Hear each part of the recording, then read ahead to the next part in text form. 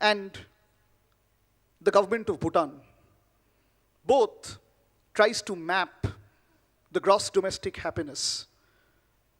At some point of time, when this entire rat race is about the so-called focused child, the so-called rote learning child, the so-called disciplined child, the so-called child who shall be brought under the regimen all the time to deliver almost clockwork precision of life, Ivy League is an oasis of creativity. And this is not from a resource person. I've been to over 450 schools around the country. It could be more than 450, not less than that. But very, very few schools fuse what they believe with their landscape, their belief systems with what they do. So what's remarkable about Ivy League is, to me, in a nutshell, the 5 fingers in the hand.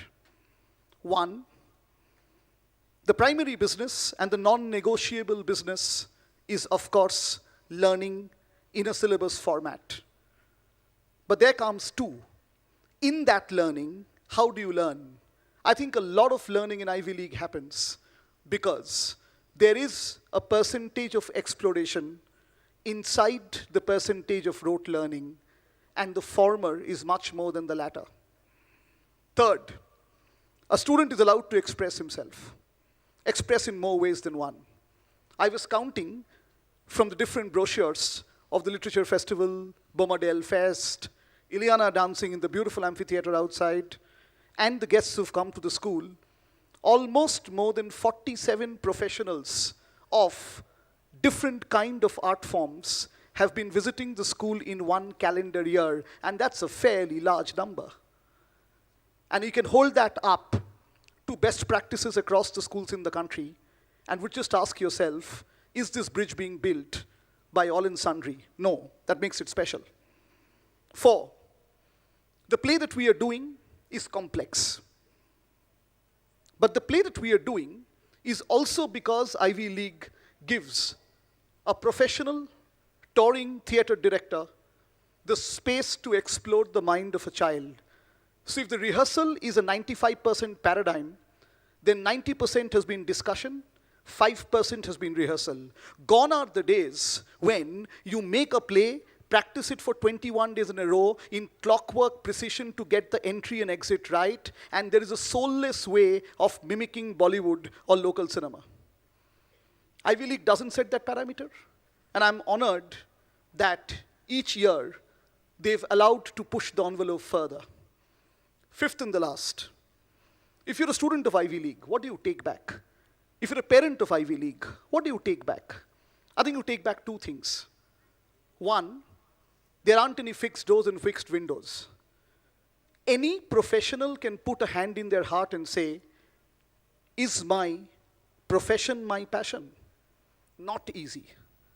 In a country where from class 8 onwards, there is an absolute organized crime at work to see that profession doesn't become passion, and passion doesn't become profession, and we manufacture these wonderful biases that my child is good at that. How do you know what your child is good at? Till probably you've exposed him to 50,000 windows. If not 50,000, at least 5. That window opening is, I think, fundamentally what an Ivy League parent takes back, what an Ivy League student takes back. Today when Rohan is finishing his architecture in Bombay, today when Shayuk is one of the best digital music programmer in the cusp of releasing his first album in Calcutta, today when Abhilasha wants to study mass communication and go into media studies, today when Hemant is in the cusp of organizing a literary festival, 21st to 23rd of February at SRCC, today when Akhila and Nikhila has finished both SRCC and Hansraj College and is on the cusp of their professional life, I look back at these kids, not as the kids who did theater with me, but the kids who Ivy League fostered, helped, and theater was but a small part of my exploration in their huge adventure called Ivy League. So what I take back home is that Ivy League is not a construct of discipline. Does it mean it's indiscipline? Of course not. But discipline is a regimen that is a constant negotiation. It cannot be a constant imposition. 95% of schools in India are distinctly uncomfortable dealing with artists because artists don't fall under a staff room regimen. They are free-thinking, interesting, floating individuals who are seen as disruptive forces in a fundamental school life. That's what makes Ivy League special. It integrates the artist and makes the teacher and the artist come back in a joyous celebration.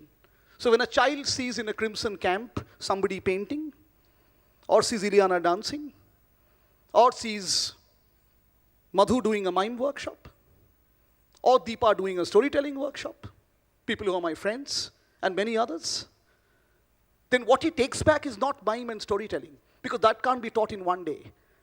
You need to study your physics till PhD. You also need to study your acting till PhD also. It doesn't happen overnight. Acting can't be taught in 10 days, and physics can be taught over 15 years. No. That's as complex, or probably more complex than that. But what it takes back is another worldview, another way to look at life, another way to know I can professionally earn my skill, keeping my education intact. Hopefully, as Ivy League marches towards 30, and the 30th annual day is 7th January, 2 years after, it'll be lovely and wonderful, probably, to be on a similar stage, looking at Mahavir sir, principal sir, a lovely, lovely members of the Ivy League family, starting from the staff to the babus, who are part of this very, very important experiment in education at times when the landscape gets difficult and sterile. So I love to interact with them. Some of the pillars of this play is Principal Sir, Suvarna ma'am, Mukesh sir. Without the three of them, this kind of landscape, I would hardly mind. I'll probably just mind. And of course, Mahavir sir, for being so fundamentally curious about passing curiosity to children. Thank you. Ivy League has been a great adventure. And at 30, may the adventure be manifold, manifest, and multiply. Have a great time. This is a slightly boring play, but like all plays which are boring, it has some amount of boredom to take back home. And that boredom is what Gandhi says. Somebody asked him, what is Swaraj? And Gandhi said, Swaraj is not throwing the British out of the country. Swaraj is throwing that part of Western in us that influences us so that we become sufficiently Indian and sufficiently Western, both one at the same time. Where did he learn it from? In Gandhi's words, without Kanishka, without Ashoka, where would I be? I've invented nothing. I've just told their words in plain words. For children exploring this very, very difficult landscape, here's for you, perhaps both